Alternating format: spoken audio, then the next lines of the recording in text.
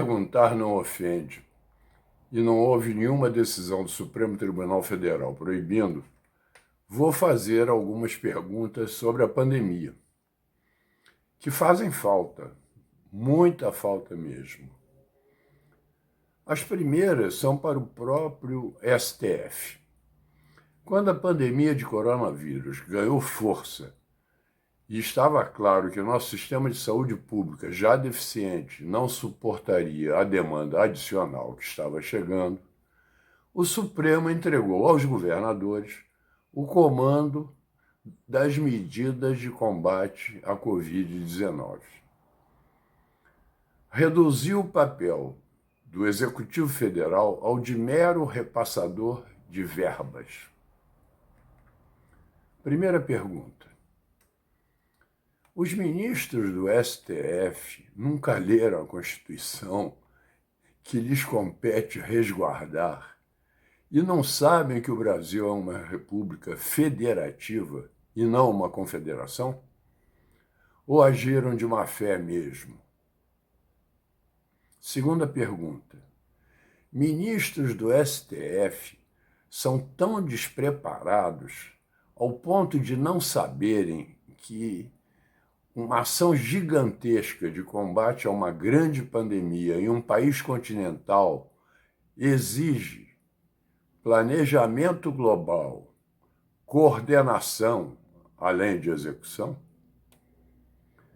Planejamento global e coordenação que certamente deveriam ser exercidos pela Presidência da República para criar sinergias, evitar duplicações de esforços, para indicar preços de insumos, para realizar grandes compras e assim obter melhores preços. Será que eles não sabiam? Não sabem? Ou agiram de má fé? Agora as consequências. Entre 2010 e 2019, houve o fechamento de um total de 2.127 hospitais privados no Brasil. A maioria, hospitais gerais, que tinham fins lucrativos e estavam localizados em São Paulo e no Rio de Janeiro. É evidente que no início de 2020 deveria haver ainda um grande número desses prédios hospitalares desativados, passíveis de uma adaptação fácil e de baixo custo para uso na pandemia após os reparos necessários.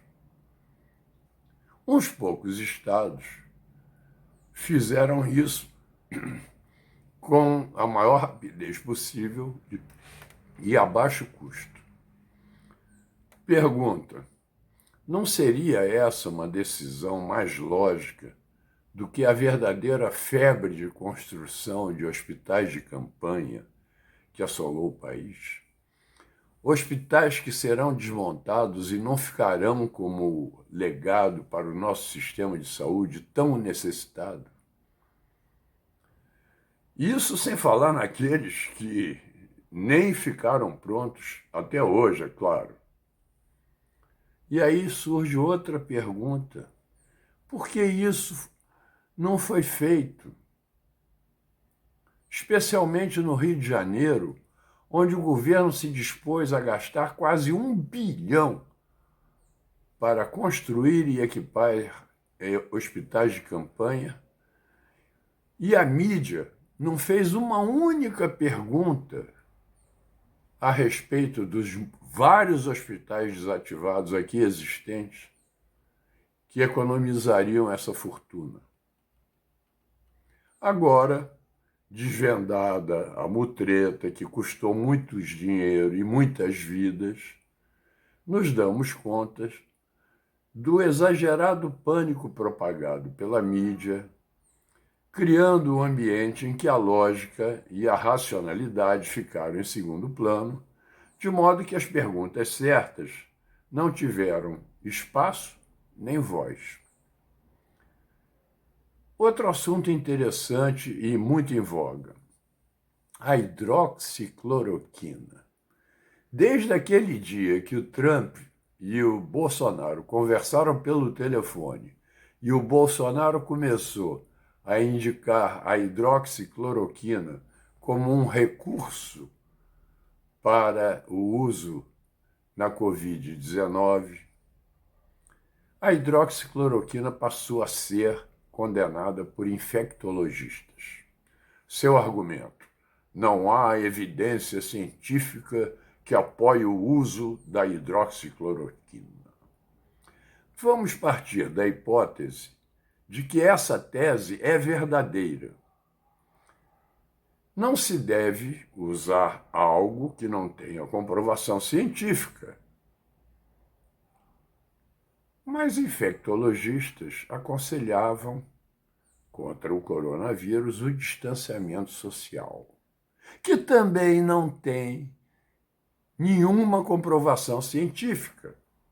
Tanto assim que, muito pelo contrário, conforme pesquisa divulgada pelo governador de Nova York, Andrew Cuomo, 68% dos que contraíram Covid-19 em New York tinham ficado em casa, de quarentena. Então, nada de isolamento social. Da mesma forma, não há evidência científica que qualquer medicamento combata o coronavírus. Portanto, mais uma pergunta: que medicamento podem usar os médicos que tratam doentes da Covid-19? Em princípio, eu responderia: nenhum.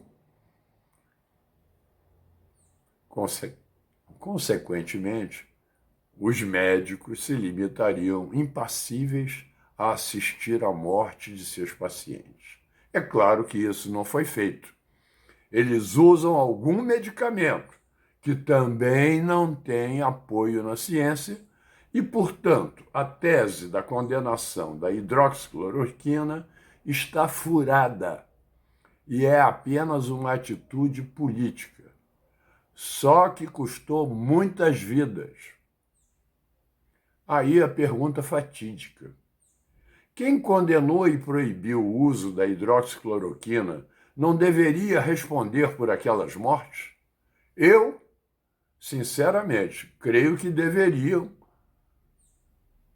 ser responsabilizados.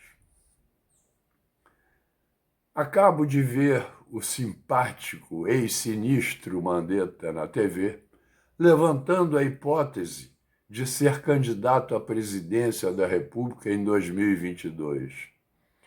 Mandetta, minha última pergunta é para você.